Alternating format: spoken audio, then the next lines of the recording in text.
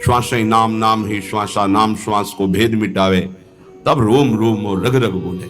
जब एक भी श्वास आपकी खाली नहीं जाएगी नाम और मंत्र से, तब आपकी मंत्राकार वृत्ति होती, नामाकार वृत्ति होती है।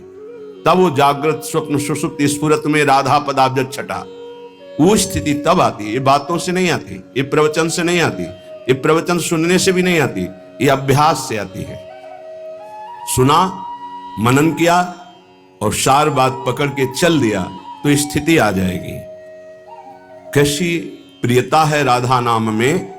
कह रहे हैं जो लो नाम श्वास तब ही लो, एक में एक हुए जाऊं। अगर राधा नाम चल नहीं रहा तो मृत्यु हो जानी चाहिए हमारी। जब तक नाम तब तक श्वास, जब तक श्वास तब तक नाम, नाम नहीं तो श्वास नहीं। बलिहारी है ऐसे महापुरुषों की जिन्होंने नाम के प्रति ऐसी प्रीति की। नाम नहीं तो मृत्यु स्वीकार है। बोलो, कसौटी में कस के देखो कैसे भजनानंदी हो। भजन के सिद्धांत को कसौटी में कसो, अपने मन को देखो। जहां एकादश स्कंद श्रीमद् भागवत में लिखा हुआ है कि त्रिभुवन की राज्य लक्ष्मी देने पर भी आधे पल के लिए जो अपने इष्ट का चिंतन नहीं छोड़ता वो महाभागवत है। विचार करके देखो हम क्या है। जो लो नाम श्वास तब लो ही, एक में एक हुए जाऊं। नाम में हो गए। सच्ची मानिए, सच्ची। उपासक जब तन्मयता पूर्वक नाम का आश्रय लेता है तो नाम उपासक को पकड़ लेता है। ये जो नींद में नाम चलता है, स्वप्न में नाम चलता है, उपासक नहीं जपता है, ये नाम पकड़ लेता है उपासक को। ये अंदर की बात है। चाहे वो शौच में हो या अशौच में, दोनों में नाम कभी नहीं रुकता।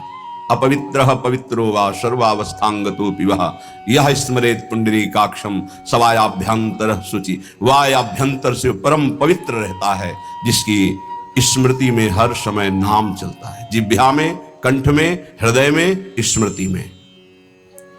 क्या अद्भुत स्थिति नाम जापक की। कई बार कहा है बहुत सावधान हो सकता है तुम भक्ति प्रारंभ कर रहे हो और तुम्हारे पुण्यों का संयोग बन जाए तो आपको सफलता पे सफलता मिलनी शुरू हो जाए, तो आप उसे भक्ति का परिणाम मत समझ लेना।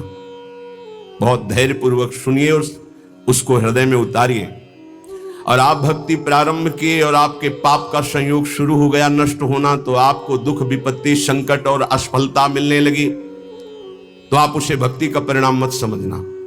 ये पूर्वकृत पाप और पुण्य का संयोग है। भक्ति पाप और पुण्य दोनों को समाप्त करके दिव्यानंद की अनुभूति कराती है। इसलिए श्री वस्त्राभरणादि भी यदि आपको बड़ा वैभव मिल रहा है तो भक्ति का परिणाम नहीं है कि आपकी भक्ति सफल हो गई, बड़ा वैभव मिल रहा है। नहीं, ये पूर्वकृत पुण्य का प्रताप है।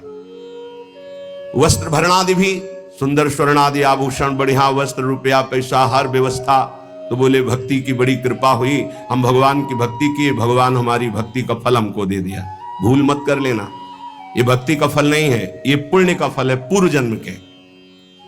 या कर पदाद्युत कर्त दाहादि भी, आग लग गई, एक्सीडेंट हो गया, हाथ पैर टूट गए, संकट आ गया, भारी संपत्ति नष्ट हो गई, तो आप उसे भक्ति से मत जोड़िएगा कि जब से वृंदावन गए भक्ति शुरू की सब चौपट होना शुरू हो गया और 4 लोग आपको मिल जाएंगे, देखा ये बड़ी भक्ति करता है इसीलिए ऐसा इसके हुआ। उसको भक्ति से मत जोड़िएगा। जैसे पहला सुख संविधान तुम्हारे पुण्य से आया था, ऐसे दुख, नाना प्रकार की विपत्तियां, संकट, ये पूर्वकृत पाप से आता है। बड़े बड़े महापुरुषों में बड़े भयानक रोग देखे गए, ये क्या वर्तमान की भक्ति का फल है? छोटी मोटी आराधना करके कामनाओं की पूर्ति होती है। जिन्होंने जीवन को भगवान के चरणों में अर्पित कर दिया, क्या उनमें इतनी सामर्थ्य नहीं कि अपने शरीर को स्वस्थ रख सके? लेकिन शरीर कृत पाप और पुण्य का प्रभाव इस शरीर में जो आ रहा है, कभी ज्ञानी पुरुष, विवेकी पुरुष उसको टालता नहीं है, उसे स्वीकार करता है और अपने भजन के बल से आवागमन से मुक्त होकर भगवान को प्राप्त होता है। इसलिए धैर्य पूर्वक अध्यात्म को समझने की चेष्टा करें। चाहे हमें वस्त्राभूषण आदि खूब श्री वैभव संपत्ति मिल जाए और चाहे हमारे अंग भंग हो जाएं, सब संपत्ति नष्ट हो जाए, निंदा संस्तो कोटि भी, चाहे कोई हमारी बड़ाई करे कि भाई बहुत कृपा पात्र हैं, भगवान का भजन करते हैं, और चाहे कोटि निंदा, कोई करोड़ों प्रकार से हमारी निंदा करे, बहु विभूत्यंत दैन्यादि भी, चाहे बड़ी विभूतियां एकत्रित हो जाएं या बिल्कुल सब नष्ट हो जाए, तो भी हम अपने प्रभु की भक्ति छोड़ने वाले नहीं। ऐसा धैर्यवान परमार्थ पे चल सकता है। देखो, विचार करके देखो, अध्यात्म किसे कहते हैं? नाटक को अध्यात्म नहीं कहते, पाखंड दंभ को अध्यात्म नहीं कहते। ये अध्यात्म बड़ो ही कठिन है, भजन ढिग ढरिबो। ये शूरवीर का कार्य है कि कदम आगे बढ़ेगा, चाहे जितना अस्त्र संचालन हो, जीवित रहूं या मर जाऊं, कदम पीछे नहीं हटेंगे। ये उन बहादुरों का मार्ग है परमार्थ, कायरों का मार्ग नहीं कि काम क्रोध मारा थप्पड़ और फैल के गिर गए, कंठी अलग माला अलग तिलक अलग। ये उनका कार्य नहीं है, उन शूरवीरों का कार्य है। आगे की पंक्ति में, जीवन नेव मृतो यथा न विकृतिम, जीवित रहूं या मर जाऊं इसकी कोई परवाह न विकृतिम, अपनी भक्ति में विकृति नहीं आने दूंगा, अपने भगवत मार्ग में मैं कभी कमी नहीं आने दूंगा। नियम लो, यह है भक्ति का स्वरूप। तब अजित भगवान को जीता जाता है। ये खिलवाड़ का मार्ग नहीं है। प्राप्ता कथनचित क्वचित, कोई भी विकार आकर के कहीं भी निपट सकता है। यह है गुरु का चेला, दूसरा कोई नहीं है। जैसे पहलवान गुरु अपने चेले को जहां देखता है कि कमजोर है वहीं पीट पीट के फिर वो अखाड़े पे खड़ा करता है, अंगुली घुमाता है, ऐसे कोई भी लड़ सकता है। ऐसे ही यहां क्वचित कथनचित, कहीं भी कोई भी मेरे प्राण ले लो, लेकिन मैं भक्ति का मार्ग नहीं छोड़ सकता। चाहे वैभव आवे, चाहे नष्ट हो जाए, चाहे शरीर रहे या नष्ट हो जाए, यश हो या अपयश हो, इसकी कोई परवाह नहीं। जीवन नेव मृतो यथा न विकृतिम प्राप्ता कथनचित क्वचित, मरूं या जीऊं इसकी अब कोई परवाह नहीं। ऐसा ही उपासक विजय प्राप्त करता है इस माया पर। नहीं तो बहुत लुभावना और भयावना दोनों प्रकार का आकर्षण माया देती है। शूरवीर टिकता है नहीं, मृत्यु वरण, लेकिन भगवान को नहीं छोड़ सकता।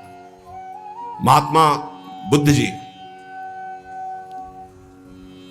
जब ब्रह्मबोध करने के लिए घर से निकले तो एक वृक्ष के नीचे बैठ गए और संकल्प किया कि शरीर का मांस गलित हो जाए, हड्डियां टूट जाएं, प्राण निकल जाएं, पर जब तक ब्रह्म साक्षात्कार नहीं होगा तब तक आसन से नहीं उठूंगा।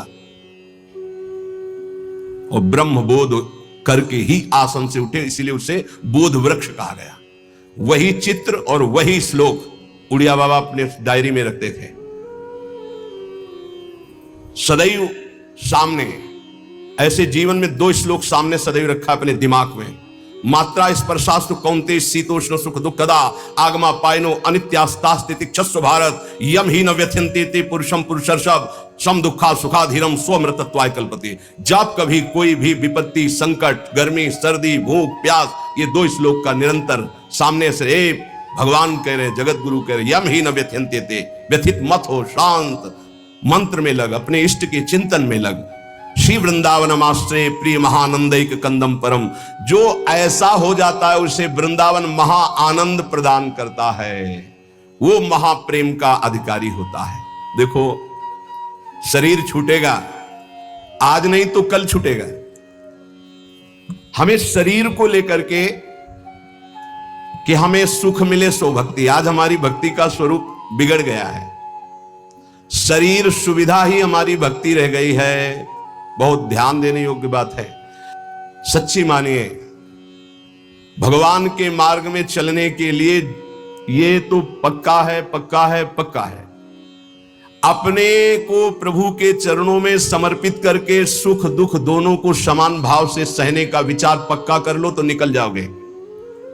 अगर सुख के भोगी बने तो दुख में भाग जाओगे, टिकोगे नहीं इस मार्ग में, चाहे गृहस्थ हो चाहे विरक्त हो।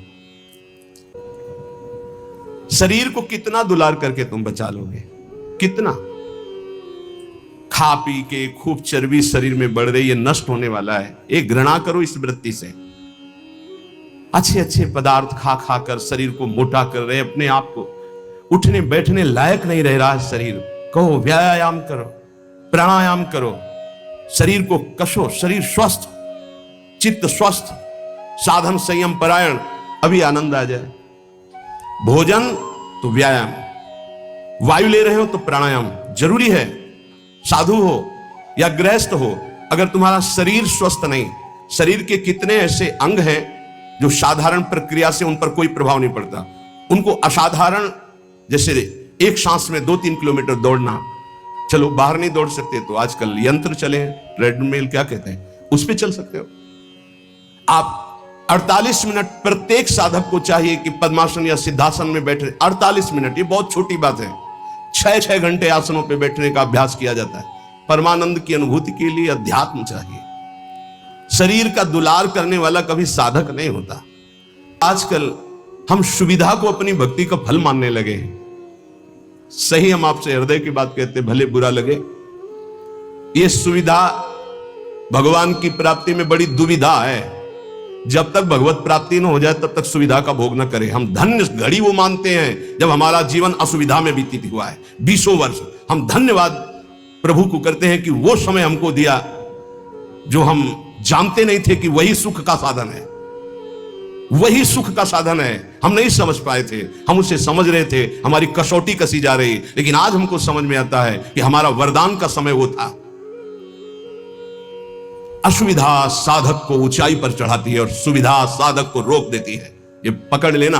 जिसकी वृत्ति भगवदाकार हो गई, महलों में रहे चाहे झोपड़ी में, कोई फर्क नहीं पड़ता, लेकिन ये स्थिति प्राप्त करने के लिए असुविधा चाहिए। तो उतना ही सुविधा का भोग करे, शरीर के दुलार में ना फंसे, मान लिया जाए, नहीं तो आध्यात्मिक ऊंचाई पर चढ़ना कठिन हो जाता है। कल एक महापुरुष के दर्शन हुए, महाराष्ट्र के, रोम रोम से उनके निकल रहा था विट्ठल विट्ठल विट्ठल। ये अपनी अनुभूति कह रहा हूं। प्रश्न का उत्तर इधर दे रहे थे लेकिन आकर्षण हो रहा था, कोई है महाभागवत यहां। तो एकदम दृष्टि दौड़ी, देखा, उनका प्रश्न का उत्तर बाद में, पहले संभाषण करेंगे। हमारा सौभाग्य उदय हुआ। ऐसा लग रहा था साक्षात तुकाराम जी पधारे हैं। सच्ची कह रहे, कभी कभी लाडली जी की ऐसी विशेष महती कृपा होती कि ऐसे छुपे हुए महापुरुष कृपा करके दर्शन देते। जो उपाधि रहित है, उपाधि रहित होकर भगवान के वैभव की पूजा हो रही है तो बहुतायत है, लेकिन उपाधि शून्य दैन्य महापुरुष, इनका साक्षात्कार केवल प्रियालाल की विशिष्ट कृपा से होता है। जैसे राजसूय यज्ञ में सब उपाधि वाले महात्मा थे, बड़े बड़े ब्रह्म ऋषि महापुरुष, लेकिन उपाधि रहित वाल्मीकि जी की आराधना करा के भगवान ने राजसूय यज्ञ की पूर्णता की। ऐसे महाभागवत, सच्ची मानिए, उनके रोम रोम से विट्ठल विट्ठल निकल रहा था। वो श्रवणेंद्रिय आपके पास नहीं, वो नेत्रेंद्रिय नहीं जिससे सुन सके, रोमांच हो रहा था। 2 घड़ी तो हमको संभलने में लगे, अपने आपे में आने के। केवल ऐसा बार बार की ऐसी कृपा कैसे हो सकती मुझे धम पर कि ऐसे महापुरुष मुझे दर्शन दे सकते हैं, कोई नहीं जानता। वो ऐसे ही साधारण ऐसे बैठे हुए थे, रोम रोम से विट्ठल विट्ठल विट्ठल निकल रहा था। ये तभी होता है जब अभिमान लीन हो जाता है आराध्य देव में, तब रोम रोम रग रग में नाम स्वयं स्फुरित होता है। जनाबाई के कंडों से निकलता था विट्ठल विट्ठल विट्ठल। तुकाराम जी जहां चरण रख देते थे वो भूमि बोलती थी विट्ठल विट्ठल। ये रोम रोम से राधा राधा निकलने लगी, कोई आश्चर्य की बात नहीं है। जिस भूमि को छू दिया वो भूमि बोलती है। श्री स्वामी शरण जी महाराज हित धाम में थे, उनके मस्तक में ऐसे जैसे तिलक लगाया जाता है बराबर बहुत समय तक, फिर हटा दिया जाए तो तिलक का चिन्ह बन जाता है, ऐसे मस्तक में राधा नाम तेजो में उभर आया था। इतना राधा नाम कि मस्तक पे ऐसे राधा ऐसे लिखा दिखाई देता था। नाम रूप में जब निरंतर अभ्यास नाम का होता है तो रूप छा जाता है, चमत्कार प्रकट हो जाता है, ध्यान धरना नहीं पड़ता। वही ललित त्रिभंगी लालजू महाराज के अधरों में बंशी और मंद मंद मुस्कुराती हुई अनंत सौंदर्य माधुर्य समुद्र को भी आकर्षित करने वाला रूप श्री लाडली जी का। लालजू अपने अधरों में बंशी रखकर राधा राधा गायन कर रहे, प्यारी जू बिना मोल के लालजू बिके हुए, प्यारी जू का भ्रकुटी संचालन, मंद मुस्कान और अमृत भरे रसमय वचन, लालजू बिना मोल के बिक गए। ऐसे प्रियालाल नेत्रों में छाए रहते हैं। नयनन पी मूर्ति बसे तेहि रस रहे समाय, यह लक्षण सुनि प्रेम के और न कछु सुहाय। और न कछु सुहाय फिरे अपने रस मातो, कुटुम देह ते जाए छूट सभी विधि नातो। जहां जहां पिय की बात सुने खोजत तिन गैनन, ओ अद्भुत स्थिति मम भक्ति युक्तो भुवनम पुनात। ऐसा महाभागवत भुवन के भुवन को पावन करने की सामर्थ्य रखता है। नाम रूप में जितना नाम जप करोगे रूप झलकने लगेगा, और रूप नाम में, रूप का परिचय नाम से ही होता है। देखिए रूप नाम आधीना, अगर नाम नहीं तो परिचय नहीं मिलेगा। सामने रूप खड़ा हो, ये कौन है, बोले अमुक है, नाम परिचय कराता है रूप का। तो रूप नाम में, नाम रूप में बीबी होए दुलराऊं। रूप में डूबा हुआ नाम जप कर रहा है, कभी नाम में एकाग्र बुद्धि करके रूप में डूबा हुआ है। नाम रूप कैसे कोई समझ पाएगा।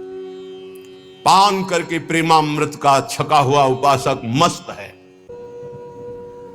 लेकिन प्यास बढ़ती चली जा रही है राधा नाम की, राधा रूप की, राधा चरणारविंद की सेवा की।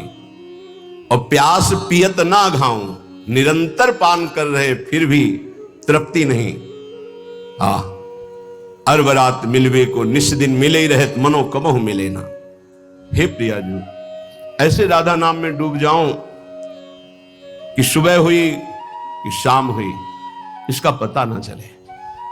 पूरा जीवन केवल राधा नाम की तन्मयता में व्यतीत हो। कृपा करो लाडली, हम पर द्रवित हो जाओ। श्रीहित बेगी डरो मोहि पर। हे प्रेम स्वरूपा प्रियाजू, द्रवित हो जाओ, दया कर दो कि मैं आनंद में उमगती हुई हर समय राधा नाम जप करूं और आपका यश गान करते हुए जीवन व्यतीत करूं। जीवन का परम लाभ यही है। जिनकी बात करने मात्र से भव समुद्र छूट जाता है वो प्रिया प्रीतम है, अन्य बात नहीं। अन्य बात करोगे फंस जाओगे। तब सुख हरिवंश गुण नाम रसना रटत, और बहुवचन अति दुखदानी। और कुछ बोले तो दुख में फंस जाओगे, निंदा स्तुति बन जाएगी। एकमात्र प्रिया प्रीतम की बात करो, उनका नाम जप करो, बहुत जोर का प्रेम प्रकाशित हो जाएगा हृदय में। दो ही बातों से, नाम जप और लीला गुण गायन श्रवण, इसी से प्रेम प्रकाशित होता है। श्रीपाद प्रबोधानंद जी महाराज कह रहे हैं, श्रीधाम वृंदावन का यदि आश्रय और वास मिल गया है तो आपको बहुत धैर्यवान बनना होगा। या आप भक्ति के मार्ग में चल रहे हैं तो आपको बहुत धैर्यवान बनना होगा। यदि हम वृंदावन वास करते हैं या बाहर वृंदावन का आश्रय लेकर प्रियालाल की भक्ति करते हैं, जो भगवत प्राप्त महात्मा जन हैं वो कह रहे हैं, बहुत जन्म व्यतीत हो गए इस शरीर से प्यार करते हुए, लेकिन सदगुरुदेव नहीं मिले इसलिए तुम बाजी हारते गए। मन रे अब की बेर संहारो, जन्मों अनेक दगा में खोए, बिना गुरु बाजी हारो। मन रे अब की बेर संहारो। बहुत से तुम्हारे जन्म हुए मनुष्य जन्म, लेकिन सदगुरु नहीं मिले इसलिए बाजी हार गए। अब की जीत जाओ, सदगुरु का वर्ण करके उनकी आज्ञा के अनुसार चल दो। बहुत कठिन है सदगुरु की आज्ञा पर चलना। हमारा मन अहंकार से प्रेरित होकर मनमानी आचरण करने के लिए बहुत राजी होता है, लेकिन गुरुमानी होकर मन को मारकर गुरु आज्ञा में रहना एक किसी विशेष भाग्यशाली उपासक के भाव होते हैं। बाल्यावस्था तो हमारी ऐसे चली गई कि पता ही नहीं चला खेल कूद में। बालापने ज्ञान नहीं तन में, जब जन्म्यो तब बारो, तरुणाई सुख बाम में खोयो, बाजो कूच नगारो। बाल्यावस्था कब चली गई पता नहीं चला, सोने में, खाने में, खेलने में। और जब जवानी आई तो बाम कहते हैं प्रतिकूल काम आकर्षण शरीरों में। ये ऐसा नशा चढ़ा काम का जवानी में, कुछ समझ में नहीं आया और जवानी निकल गई। तरुणाई सुख बाम में खोयो, डंके की चोट में काम ने तुम्हारी यौवन अवस्था को नष्ट कर दिया। गोस्वामी तुलसीदास जी कहते, जौवन ज्वर के ही नहीं बलकावा। जवानी का बुखार किसको नहीं चढ़ा? तो कोई तो होगा जिसको नहीं चढ़ा। उसी को नहीं चढ़ा जो भगवान के चरणों में चित्त लगा दिया, नहीं तो जौवन ज्वर के ही नहीं बलकावा।